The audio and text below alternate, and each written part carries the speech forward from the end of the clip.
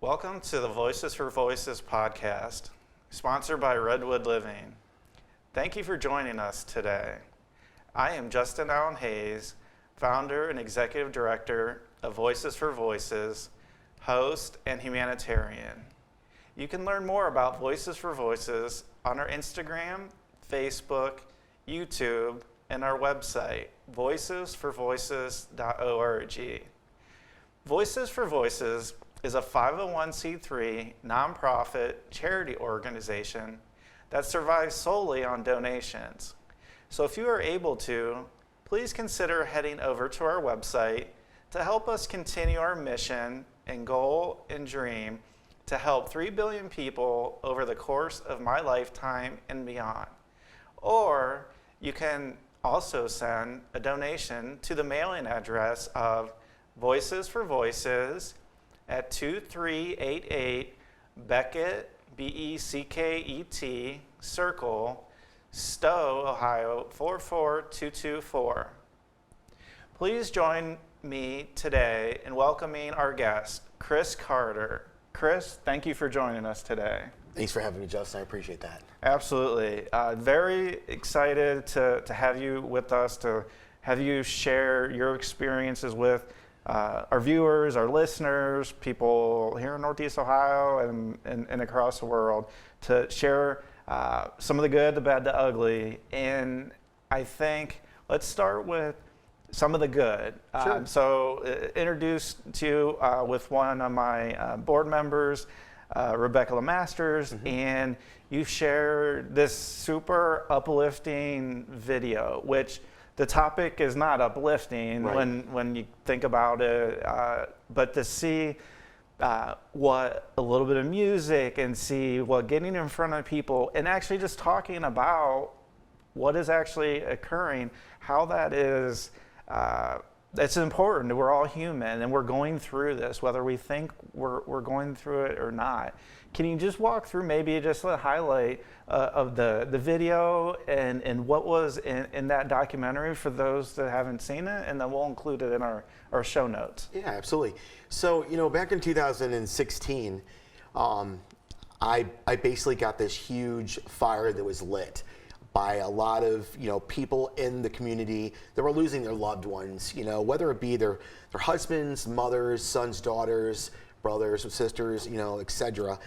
And they were basically not knowing where to turn. They were not having that extra source, of recovery, whether they could go to meetings or they could go to recovery resource facilities that could show them that.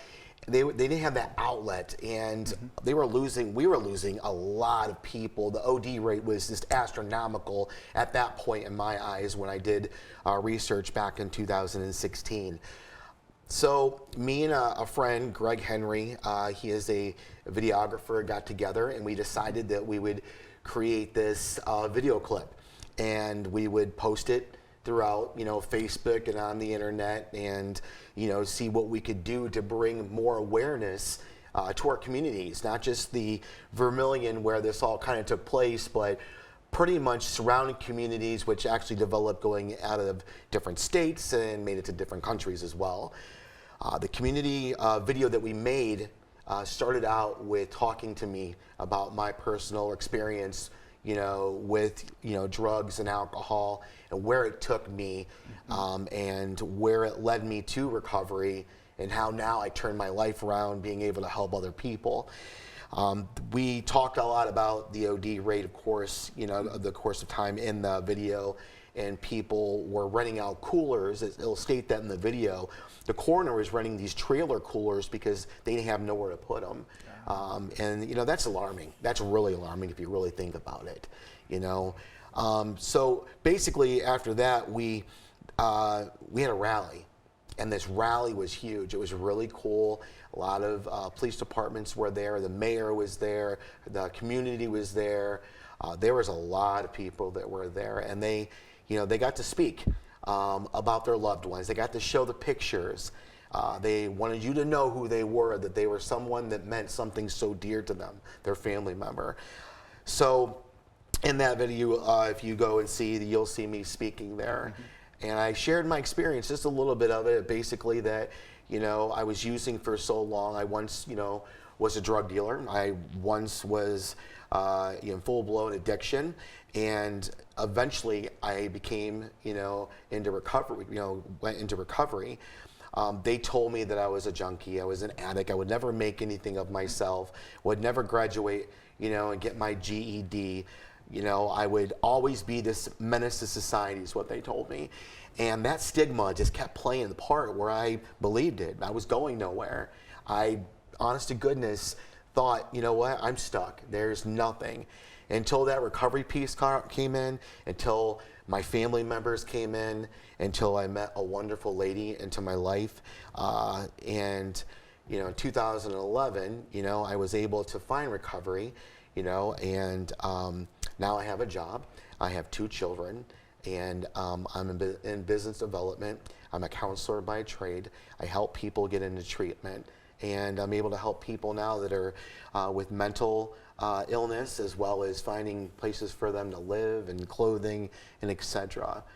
So the video basically, it shows death. I like saying this. It shows death, but it also shows life beyond the death, right? We do recover. We do have that other outside brightness, that shining glory through the darkness. That I always say that through the darkness the light shines. That's true. It really does. You just have to allow yourself basically to be a mole of clay, you know what I mean? Can be refined by this huge hands that are doing it, right? The people around you that care about you. I always tell people, right? Nobody dictates who you are. Only you do. You make the path and the choice of if you want to go into recovery or not. Sometimes you have to let people help you and show you, right? So by doing those steps, right, that's your recovery base. You're getting recovered there. And then you go further and you're thinking and you're looking at all the tools that were laid before you, right? And then that's your sobriety, And then after that, you're opening those doors. You're coming straight through with fire. And that's your story. That's your story of sobriety and recovery. That's what brings everybody full tilt and shows one person.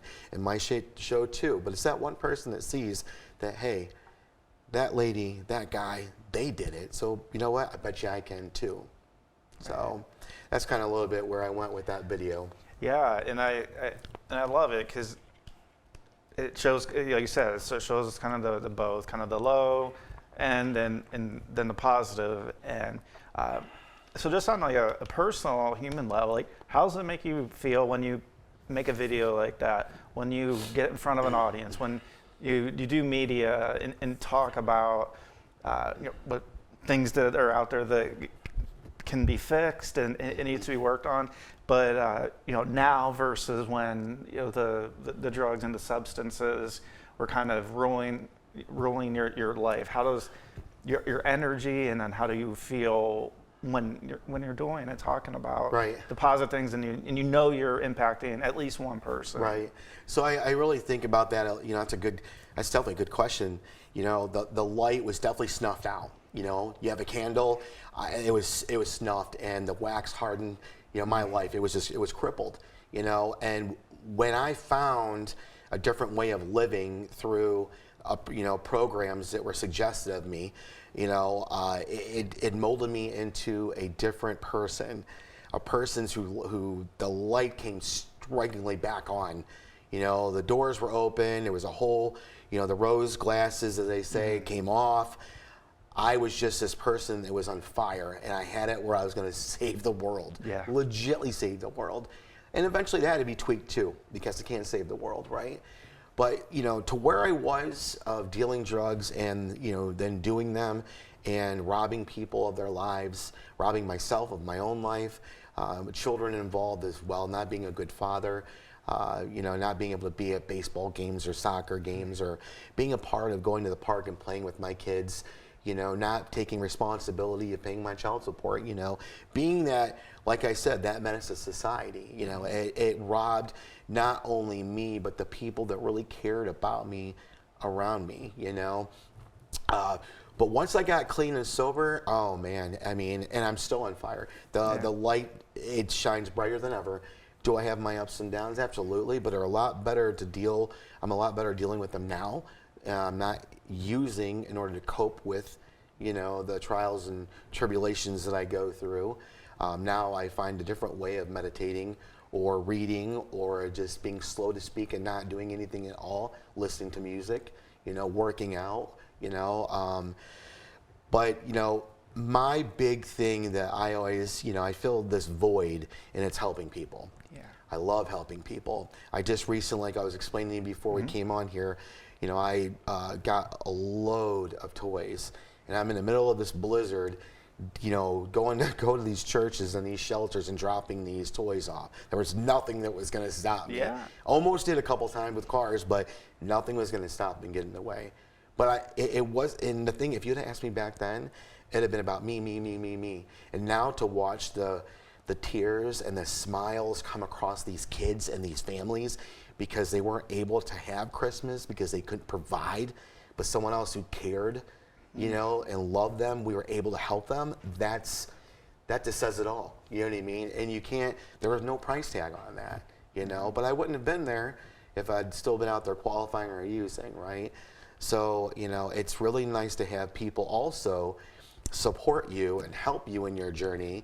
I always tell people, it's like now, they're able to stick next to me and here's the keys to your, car. Once you pull around back in this and that, or leaving the person in the room before, they're like, hide your kids, hide your daughter, hide your car and your car keys. Your Chris is coming over. Yeah. You know what I mean? And that's sad. You're creating a whole, the wrong mood and wrong lighting for the whole scene. Now I work with the police departments. I work with the hospitals.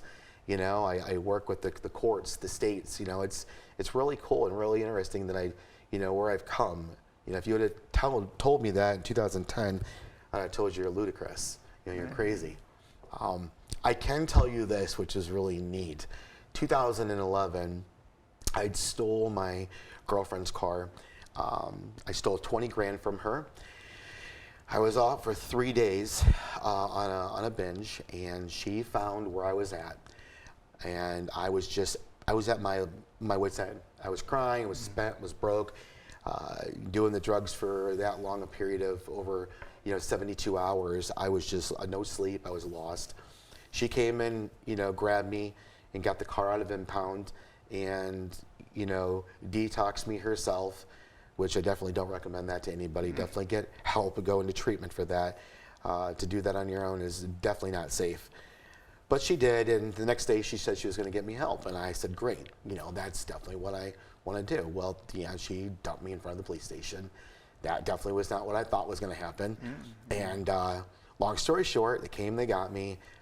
They locked me up the next day. I had warrants, so the next day I had court. They went before the judge. The judge looked at me, and he said, I'm done. I'm giving you 3 to 5 years in Mansfield. I'm done with you. I didn't even know what to say. I'm like, this is going to be bad. I've never been to a prison in my entire life. Jail, yes, but not prison. And he reads, do you have anything to say for yourself? And I said, no, I don't. What am I going to say? I'm going away, Yeah. I'm happy. No, I'm not happy. I'm scared. Anybody want to speak on this guy's behalf? The girlfriend rose her hand. And I'm like, oh, great. He's going to feel sorry for it. Going to give me 7 years now instead of 5, So I'm just sitting there, just don't say nothing. Well, she rose her hand, and she's like, this guy does not need prison. This guy needs help. He's sick. Putting him in prison is not going to fix what he's got going on. We need to find a way to get him help. So long story short, the judge, said, I guess she sees something in you that we don't. So they gave me 4 months into the CBCF, Lorain County. It was a lockdown facility, but it was cognitive based, which was amazing. Came out 2011. And I'm sober since then. That's my sobriety date, 11/11/11. Been sober for 12 years. I married her. She's my wife now. I got 2 beautiful kids. She's a therapist. I'm a counselor. Kids are in school. I coach baseball, the whole 9 yards. This big family.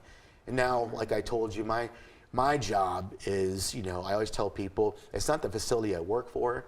It's my name, last name. My last name is my brand. I help people because I know that's what needs to be done. Me getting a second chance, 3rd, 4th, 6th, 7th, all the way eons, right? This is now my chance to give that person the same chance that I had, you know, so. Yeah, so you talked about the team, the support, the going from kind of the me to we. I obviously have my story and experience about that, but I found that once I got myself out of my way and believed that I wasn't able to solve everything, I wasn't able to Google the solution, I wasn't able to do everything myself, and wanting that control at the time, like, no, like I'll take care of it. Don't worry about it. Even though I'm miserable, again, crying, I'm not eating, dropping 40 pounds, withdrawing from things that you love to do, like I'll take care of it, and that acceptance. So how hard was it for you to have that acceptance personally, and then to go from that me to we, to having that support system around you, if you would like to. So being the center of attention, being an only child, that was a thing that worked, you know, against me, of course. You know, I didn't have brothers or sisters. I had stepbrothers, but they weren't really went in the picture too much. It was just me, my mom, and my dad. So I was doing an interview with a news channel one time, and it was called the snowplow syndrome. It's where parents basically do everything for their kids because they feel sorry from what they did to their kids not being there. Yeah. My parents, of course, some things have happened when I was little. My parents, what they did, basically bought me everything I wanted. Car, BMWs, Camaros, pool tables, foosball tables. It was, I mean, they just, everything I wanted, right? Mm-hmm. When that word became no, it was like all heck broke loose. There was, like you told me, you know what, breaking my trophies, putting holes in the walls, calling my parents explicit names. I mean, it was just ungodly. It was very unruly in that house, right? Mm-hmm. So, you know, it used to be all about Chris, but now you're telling me that it's not about Chris. So then when you get the drugs, you know, and the alcohol and all that still going on, it's still got to be about Chris, whether it's partying, whether it's in high school, right? So when you pulled all that away from me, that was like you pulling my brother away from me. That was my co-pilot. So now that there's a we being sobriety, right? Mm-hmm. You have that we and the people around me that actually love me and caring about me. It gives me a whole different look at life. Mm. So it's really definitely a blessing. I mean, and it's really, I like to say this, when my kids are misbehaving, mm-hmm. when I'm going through trials and I don't know why these things are happening, it takes me a minute, don't get me wrong, but eventually I'm like, man, I'm really glad I get to experience this, because, you know, at one point in time, I didn't have that. I was so much in trouble, I was having the CEO telling me to hit my dot. It's time for you to go get ready for bed, Chris.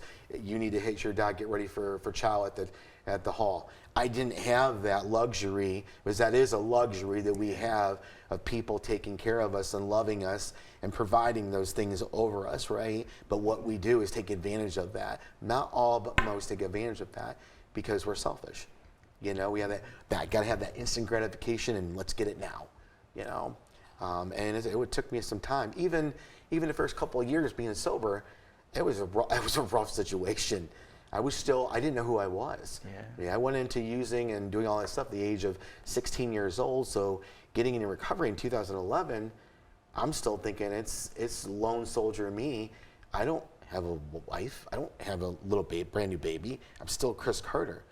But eventually I had to learn through working the program that, yeah, it's the three of you, not just you. So.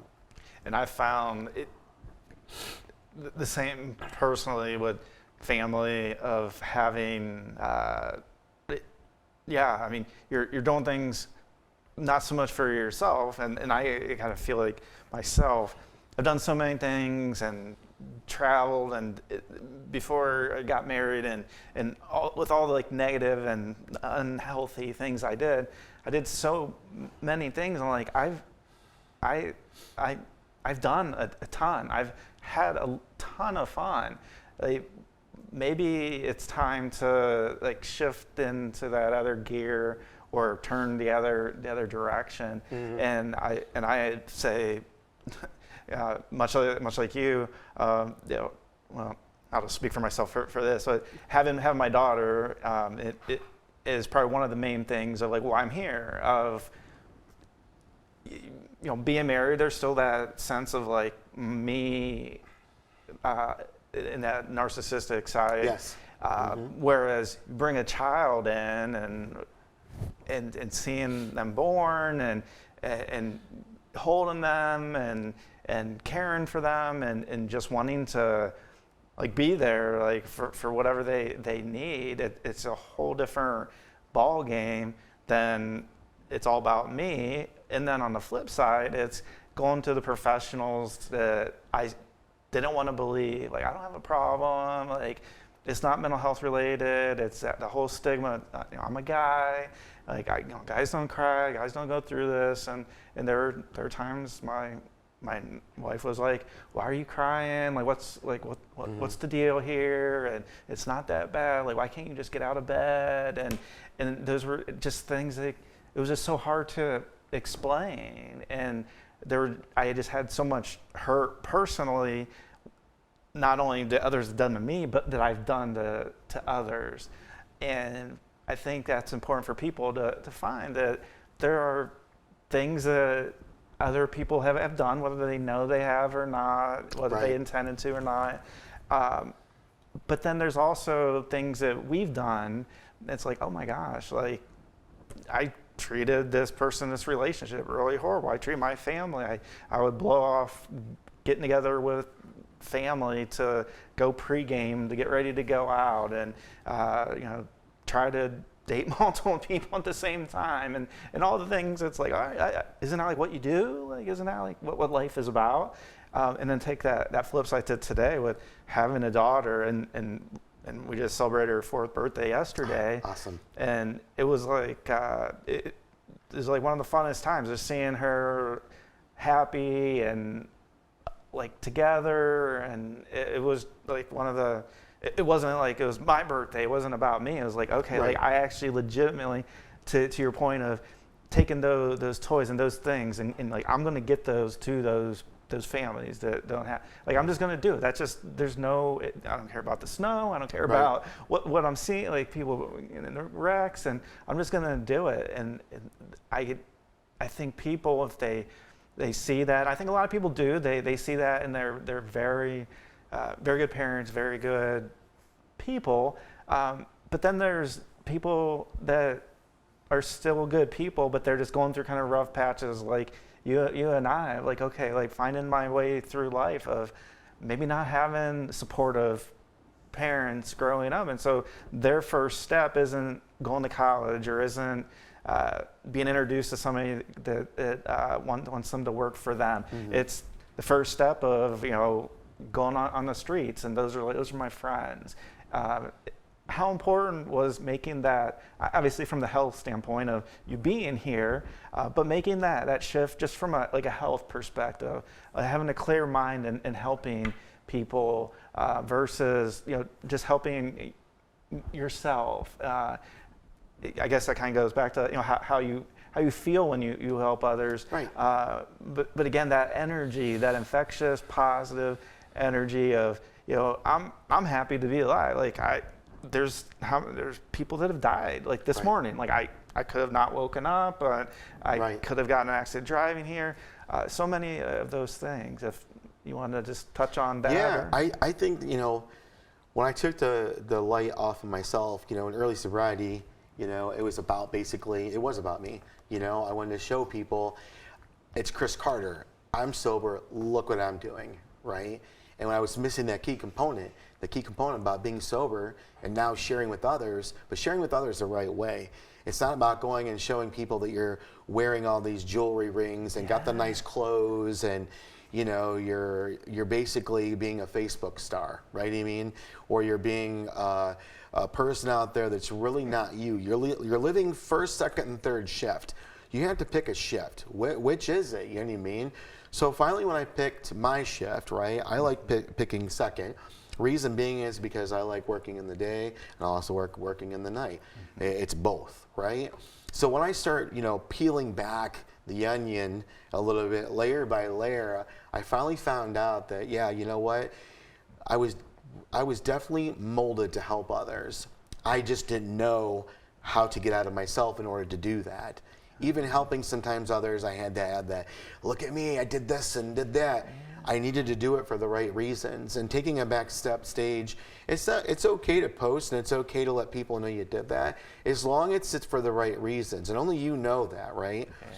But what gives me the most, I should say, gratification, is, with helping others, is speaking. I love speaking. I love power speaking, motivational, letting someone know that they're loved and that they're definitely cared about, and they'll personal, like, what do you mean? And you have one person in the room. It's me. I care about you. I love you. I don't know you, but I'm here for you. I'm in your corner. The stigma. You've been beat. You've been told all these things, and I'm telling you that's not true, right? The first thing we need to learn is how to love ourselves. Yeah. That's where it starts. We got to figure that out. How do we love ourselves after we've been beat down so much by society and by possibly even the people around us? Mm-hmm. So what do we need to do? So we need to step back. We need to have somebody possibly show us. That person sometimes could be a person like myself, or a counselor, or somebody that's in that person's life that actually care and do love them. But the big thing is once you're showing that person, you're also showing them by what you're doing. You have to walk the walk and talk the talk. You can't just talk the talk and not do anything about it, right? Because that person is totally looking at you for all that support. They're believing in you. They're having all that confidence. Chris Carter can do it, so I know I could. But here's the thing. If they're looking at that, and then next thing you know, you see me in a car one day at a stoplight, this person, rolls down the window and said, hey, you cut me off, and starts swearing at me. I turn and look at that person, roll down my window, do the same. Then what am I really doing, right? Not living by example. Have I done stuff like that in the past? Yeah, absolutely, man. We're all human, right? But it's the thinking. It's the thinking. That's what I always tell people. Anybody can pick a beer up or a drug up, right? But thinking that we can drink and use normally, like other people, we can't. I know I can't. If I'm having one, I'm having 2, 3, 4, and 5. You know what I mean? And if I'm going to do this, I'm doing to the full measure, full extreme. There's no half. So I have to be careful. If I'm going to sit there and go help people, right, then I'm taking it full tilt. There's no stopping. But if I'm playing soccer, I can't play soccer. I'm 48 years old. I'm not 18. That is so true. Oh gosh. So turning a little bit to kind of current events, things that have been happening recently with the opioids, the whatever you want to call it. I mean, there's so many different ways we can go. I guess when we start off, if somebody's in that position and they're listening and or hear this podcast, what can they? And again, they have to believe it themselves. They have to accept it. That you and I and anybody else can tell them anything, but they have to believe it. What would be something to an individual that is kind of like they're at the end of the rope and they're like, what's the use in living? And why does everybody matter? Why does everybody deserve to have dreams and live them out and go towards them versus going the other route? So I believe wholeheartedly that people are not made to be garbage. Okay, I believe wholeheartedly that we become transformed for sure by, again, society. It can be either dictative bad or dictative good. Mm-hmm. I believe definitely that the individuals at that last rope, and always says, and it's happened to me quite a bit when I speak, they'll say, I can't do this. I don't want to do this anymore. Every time I touch something, it turns just to junk. It turns horribly wrong. Mm-hmm. So why even bother? Where I go with this is that you have a story that you might not even see. A story that I can see in your eyes by looking at you, and you see that little piece of glistening up top there that you don't see yet. It's fog that you have. But if you take my hand and you trust me and let me give you a chance to see the same thing that I'm seeing, I can definitely tell you, I bet that you will definitely be in my shoes doing the same thing possibly, or possibly even doing something great and getting back to where you used to be. Something that definitely was stripped of you in the very beginning, right? So building that person up that was torn down by something, whether it was a tooth being removed and they were given opiates, breaking an arm, given opiates, or was it something they were depressed about and they were coping with something, and this is why they're using now, whether it was alcohol to start with and then it turned into smoking weed, and then or it turned in from cocaine to crack to heroin. It just went down the line. Everybody has their own bridge, right? Everybody has their own story, you know? But the biggest thing that we have to understand is that bridge that you have, are you going to allow it to be cracked and crumble, or are you going to keep on building those pillars of recovery that you were meant to be and have? But you have to be open-minded to know, if I'm standing before you right now and telling you this, then you know it can be done. Because I was that person that built my own bridge out of newspaper, my own bridge out of a dumpster, my own bridge out of living in a ditch. I was homeless. I came from a prominent blue class family. I chose to do those things because of the fact of the matter is I was, again, all about Chris Carter. I had to do it my way, or it was going to be the highway, bottom line. Did I have things that happened to me? Absolutely. Did they contribute to those things? Absolutely. But when it comes down to it, it comes to a choice that you are going to have to make. Let me emphasize that. A choice that you're going to have to make. Your choice was stripped of you, okay, when something possibly happened to you. Again, like it was possibly a broken arm, or it was a tooth being removed, or something that was mental that went on in their life, or a PTSD. But the choice can still be given to you of recovery or to staying in the state that you are. So you have to make that choice. One leads to life and one leads to death. I always tell people their incarceration, it doesn't exist anymore. It's taking lives now, bottom line. We have a huge crisis that's never gone away. The giant was sleeping. That's all what happened. When COVID hit, the giant was sleeping. The giant resurfaced again when COVID. Right now, we're not seeing so much of it anymore on the news like we were. It's still here, but we are not seeing as much as we were on the TV. Let me ask you a question. Yeah. When is the last time you heard on the news about someone ODing or the numbers of the overdose rate? Oh, I mean, it's been right. a long time. Yeah, and the thing is, the reason that is, my opinion, is it doesn't make news. It doesn't make news. You know what I mean? It's not something that we in society are really concerned about, I feel. I feel that, you know, we have car crashes, or we have robberies, or we have high-speed car chases, or fires, or this and that. Oh, I can't, that was right. But if you put those numbers on there, or you hit the streets and you start showing that, that's when people actually start caring. We are all twisted and turned backwards in worrying about things that literally are okay to worry about, but we need to end up worrying about our fathers, our mothers, our children, our friends and family. We need to start taking the reins again in the household. It starts with the household parenting. You don't have parents, you have outside family members. You don't have outside family members, you have community members. We need to start taking back our streets, our houses, our schools. We literally, as a community, need to start taking this back and putting this at the front line.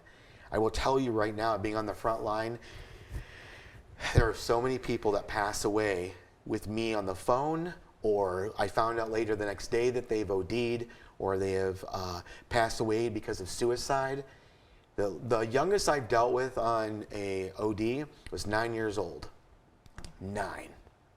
That's I just can't tell you how crazy that is.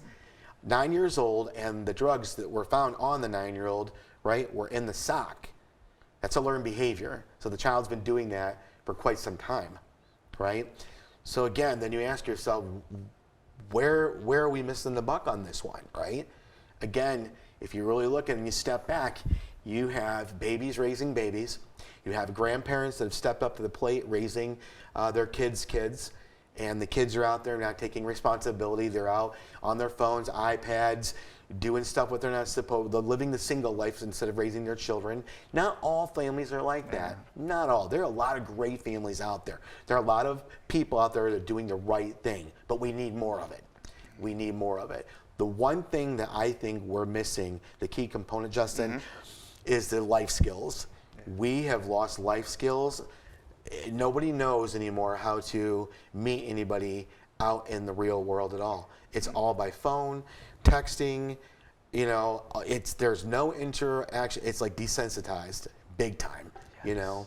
And then what happens is, next thing that steps in, so-and-so's got so-and-so, you know, with drugs, so let's go to this party if it happens. And then you have the whole other part of it, you know, I have to look a certain way or act a certain way, you know, in school with teens, and that becomes a huge another issue. In the recovery world, we're struggling right now with aftercare. What's your view, or what do you think about aftercare? I think the ball's dropped. Not just personally, but some of the people that I've interacted with, but personally, it being okay. You're out of treatment. For me, it was being out of a 5-day inpatient stay at hospital. We recommend you go to this training or this additional group therapy. But it wasn't like what you have to. It was like, okay, you can. And at first I said, oh, well, I don't want to do it. And somewhere, some way, like I changed my mind. I'm glad I did. But after that, I mean, you're talking, you're back on your own. You're back with, I mean, I wasn't able to drive. My dad was driving me to my appointments, and just driving was so like, oh, I'm taking this medication, so what if I get pulled over and I'm taking it? And I was like, so I'm asking the pharmacist, and they're like, well, you know, it is kind of, you know, scheduled, right? So yeah, you could be. Right. And so like, then the mind goes down that rabbit hole. But yeah, the aftercare, I think the ball's dropped. To your point about not being on the news, it's not sensational. It doesn't get the clicks for whatever the reason is. The part that I think people I hope are starting to see is, it doesn't matter where you live, it doesn't matter where you go to school, it doesn't matter what community you live in. Things are happening to great people, great families, great cities, townships, municipalities. And to your point, I think that's something that until people are ready to just accept it and to move forward, and whether it's to put the money, to put the politicians into place, or I don't know what needs to happen. I know from my experience, even with talking about the faith side of things, some religions and some faith-based institutions, they don't want to talk about it. Right. They don't want to have that. They don't want to have a group that gets together on grounds to talk about mental health, because mental health, it's not happening here. We need to call it, if you're having the blues, we gotta think about the words that we're using. And I think until it's everywhere, where people are just like, you know what, things are happening. Like, I don't know how you can sugarcoat it anymore. We just need to agree and talk about it. Do you want people, thinking from the faith side of things, if I'm a leader in a particular church or faith, do I want my individuals, my parishioners, do I want them to feel included or not? Well, the blues, and having the blues, that's gonna feel like you're checking the box. Well, we have something where you can get together, talk about how the weather, it gets dark early, and how things are happening. Well, in the winter solstice, that's gone, and so we're heading up. But that's one area that really has surprised me, because that would be the area that I thought that would be the most accepting of wanting to address it and to have a program. Not that you have to pay for it, but hey, let's get together and let's just talk. Like if you want to, if your faith has something to do with the rosary or another prayer, or, have some things that deal with faith. But then just have a conversation. Like, how's life? It doesn't have to be like from a book. Like we're going to talk about, the word. We can't use these words. Mental illness. We can't use depression. It's having the blues. It's not having depression. It's not having anxiety. We just get nervous sometimes. So all that to say that the aftercare and the places where an individual, and I know from experience, would look for that support. One of those areas could be church. It could be faith-based. It's not for everybody. Right. Everybody has kind of their higher power or how they think of things. But for me, that was one thing that it was good because I was able to get into a program and to be with like-minded individuals from a men's side of things. Right. So get together with men.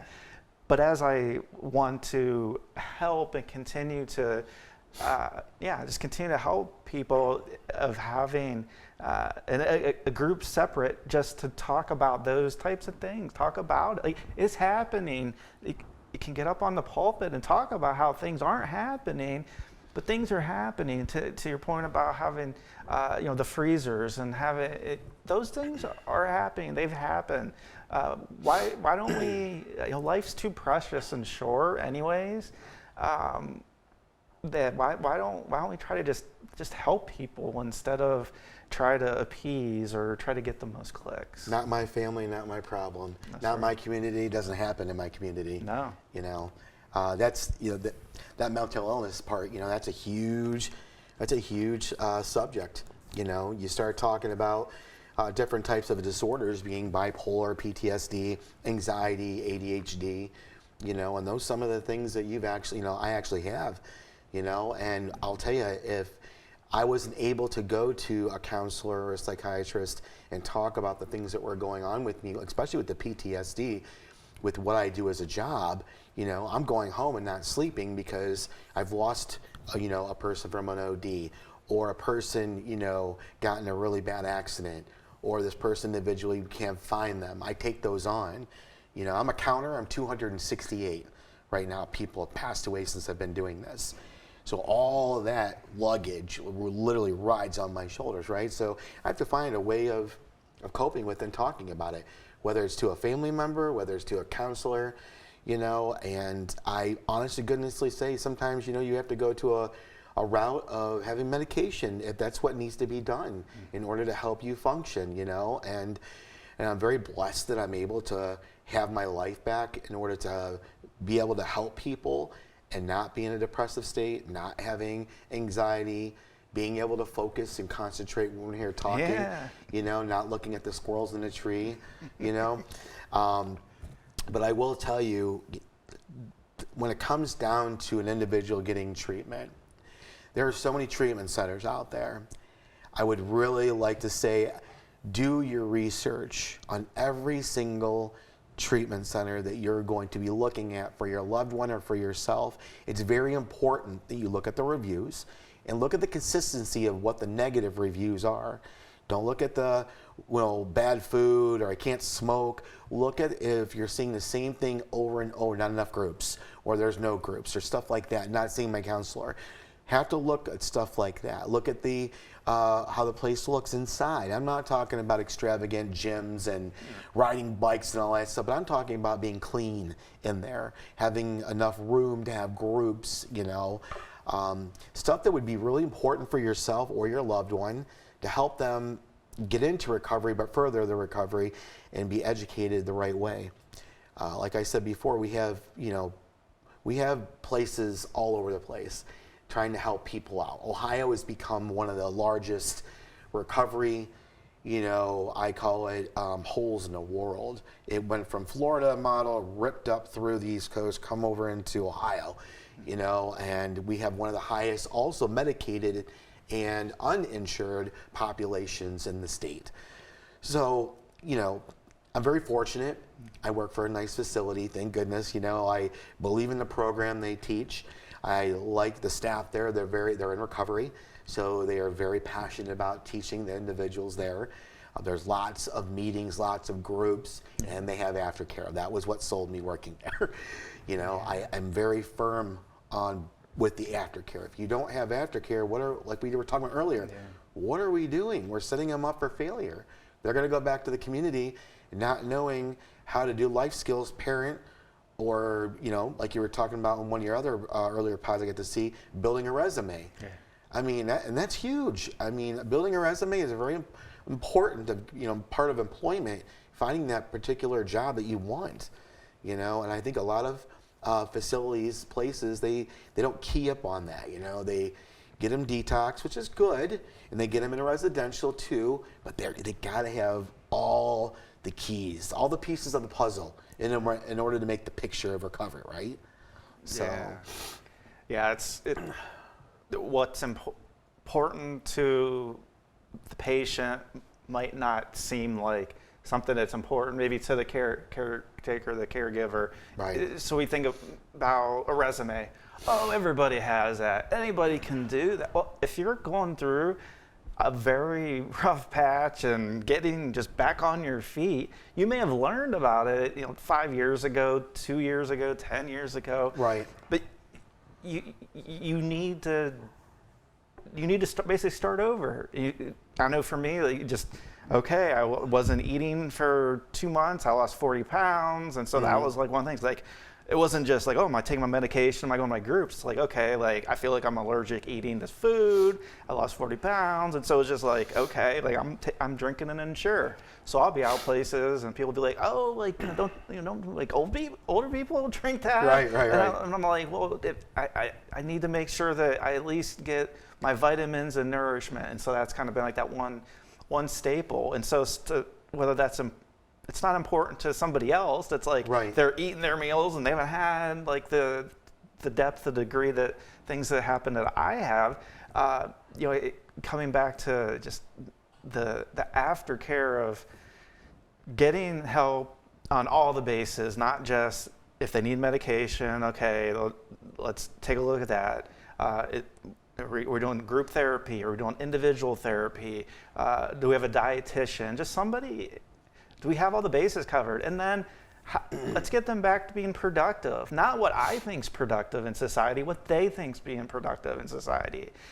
Do they want to have and I've talked about it a lot, is do they want to have a job, and some people do, that is just 100% tied to the price tag, like what they're making, the salary. Like, oh, it's a job, and everybody in my family, since eons ago, that you have a job, and it's always tied to, if you're not making enough money, you just need to continue to look and go that route. Or do you want to have that emotional side of things of like being bought into something that isn't just an organization's mission and vision of helping them achieve their goals, helping their shareholders, get their dividends and increase that, where it's, okay, do I believe in it? Because at the end of the day, at least especially for me, it doesn't matter how much money you really make. I mean, you can always be like, well, I'm making $1 million. Well, I want to make 2. I want to make 5. I want to make 10, or whatever that number is. You're going to just continue to want to get more. So if you don't have that emotional side of things, like where I'm bought in that, okay, even on the worst days, it's still a little bit better what I'm doing than if I was just going into the corporation. And this isn't negative against corporations, just my experience.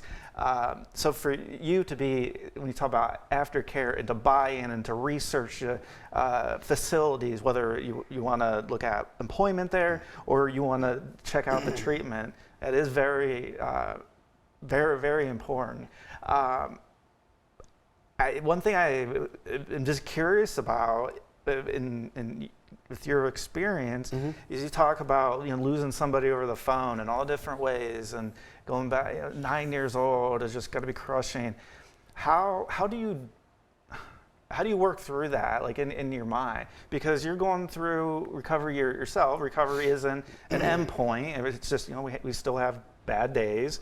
But how that to me is it's got to be one of the hardest things that you have to go through because you're already in recovery stage. Right. You're already kind of whatever, like say like we're working behind the 8 ball, like we're just in a different state or different area than like, we'll say like the average person. How do you work through that? I'm devastated to hear about it in this conversation, but for you, like I said, to get back on your feet and continue on, how do you do it? And So, how do you talk to people about that? Of like going through a situation, like, Right. oh, like I don't want to go through this. I can't go on. Of like, look, here are things that I'm doing, but I'm still going on, and I still got to be hope for that at least one person that I can change their life. So the other side of it is, the emails and the texts, okay, and the calls. Hey, Chris, I'm 6 months clean. Hey, Chris, I'm 9-year, 2-year, 3-year clean. I got my kids back. I'm still doing good. I got a job, Chris. Those literally are the ones that, Chris, you're doing what you need to be doing. Okay, the death part and the suicides and the ODs and people that just don't want to grab it right now, and you know what's possibly going to happen to them, that right there gets pulled aside and pushed down a little bit by the other phone calls, the other texts of people that are recovering and still doing a good job. If it wasn't for you, Chris, I wouldn't have walked through those doors and this and that. No, it was you that did that. I didn't put your shoes on. I told you where you could go. I showed you what you can do. I showed you who you are. Now you know who you are. Now you're living what you need to be doing, right? Those things right there, and I actually went last Christmas. A family invited me to their house, and this gentleman got his kids back, got his wife back, and we provided Christmas for him, for the whole family. And I'm telling you that because it was the most needed. He let me hold his baby, man. And that was like just a reward. You couldn't even give me any more presents, man. To watch that and that baby to look at me and him with his smile and crying, and that's everything, man. And I really wish the world could see that more, honestly, of people that are recovering and people that are making it, right? Rather than seeing with all the other negativity stuff that you see on the news or possibly hear from somebody that there's a lot of great things going on. But then you go back, that's not news, We as a society, we depend on more bad stuff than we do the good stuff. It actually makes a lot of people tick and talk, I can tell you personally that I was going to tell you this too. The hospital in St. Elizabeth, Youngstown, Mercy, they have a peer support group that's in there, and they have a pilot program they have attached our facility with. They refer 75% of the people who need recovery are searching for it over to our facility, and out of that, 91% has been staying sober and clean. They do a 6 months to a year track on them. Okay. And I was just like, wow. So what I did was that, because I like to track too, I'm like, what are they doing? So aftercare, IOP, which that's what we offer, right? Those things, and not only that, we're tying them up with employment. We have employers that will hire people with felonies. So that's another thing that we run into problems with. I mean, man, they wouldn't even give me a shovel to dig a ditch. They would hire me at McDonald's, they would hire me at Burger King, and you have a felony, they tie you in with every single felony. This person's killed a person, this person done it, and I'm like, oh my gosh, man. Mine's child support, you know what I mean? It's wrong, but it wasn't, you know what I'm saying? And it's like, I just want a chance, but nobody would give me back a chance. In the 90s or they were like, no way, man. You know what? You're this bad guy, you're going to steal, or you're not going to take care of your responsibilities. But it took one person to take a chance on me to change my life forever. Got this job in recovery and ran with it, So it's good stuff. That's so awesome, so inspirational. To our viewers or our listeners to dovetail and what Chris is talking about, career and really closing that loop for an individual, career, workforce, transition, wherever you're at that he does in his facility does that. At Voices for Voices, we just launched our Voices for Voices Career Center for job seekers and employers. So that is really to again just dovetail right on what Chris was saying, is that's important for us as an organization to close that loop, not just educate, not just help people find or give recommendations, and to case by case basis provide financial support and financial sponsorship, but it's closing that loop of like, okay, what about that employment? What do they want to do? Do they want to change industries? Did they lose a job? What are those things? And so for us, it's huge in 2023 and beyond to at least have that resource available. Wow. So check out the voicesforvoices.org website, and then you'll find a tab for Career Center that'll take you where you need to be. For job seekers, you don't have to share your private information with an employer until you're ready to. So there is some of that flexibility as well. I didn't mean to cut you off. yeah. What ages is that for? Is it like 16, 17, 18? So job board, so Okay. any type of job. So it's not just, we get a question, is it just behavioral? Is it Yeah. just mental health? It's anything from like a marketing specialist Awesome. to an associate professor to an RN to a license in social work therapist. And that was the one thing going through kind of the process of what to include, what not to include. At first, our third party, they just want to include the mental health and behavioral. But as we're looking at it, it's like, okay, well, that's just a piece of the population. There are people, I mean, I'm an instructor, I'm a teacher, so maybe I want to look at another teaching position or see what's out there. So just to have that as an option, that you don't have to go to like a Monster and to Indeed and Career Builder. Like we want to close that loop, and so I love the fact that you brought that up with your facility and that aftercare. That again, if we're not doing aftercare, why are we going to spend all this time, all this money, all these resources if we're just not going to take the time to help them get to where they want to be, not what my family or your family or my colleague or friends. And I've had to go against my wife will say I go against her all the time, but I've gone against her in some decisions. Like, no, like I want to do this. Like this is kind of what drives me. This emotional tie to the organization, to what we're doing, to reach out to people like yourself and to have people hear success stories and positivity of people trying, and not just trying, but actually helping people. Right. And that's where the action comes in. Just excited and glad for you to join us today, Chris. Yeah, thank you so much. For those that might want to learn more about you, how can they reach out? Well, I mean, if you want to learn more about me, you can. I work at Midwest Center, Youngstown. We are detox residential, and like I was explaining to him, we have aftercare IOP as well. You can reach out to me via email at ccarter at, I'm going to do this, truehealingcenters.com. Or I'm going to give you my phone number. Is that okay to do that? Yeah, I'll give my phone number. It's 440-241-6604. Everybody usually, why are you giving your personal number out? You know what, man? My phone number, it stopped being personal 10 years ago when people call me. So if you need someone or you need help with substance abuse, and we are dual diagnosed, you just give me a call to the best of my ability. And also if you need help with clothing or hygiene or any type of toys or any type of help that you think, you can also call me as well.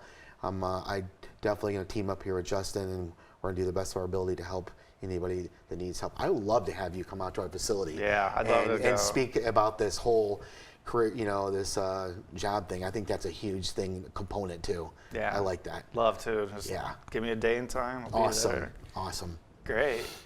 Well, thank you for joining us for this episode of the Voices for Voices podcast.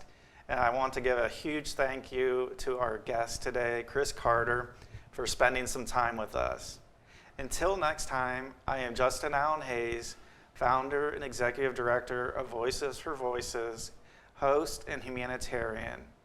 Until next time, have a great day and be a voice for yourself or somebody in need.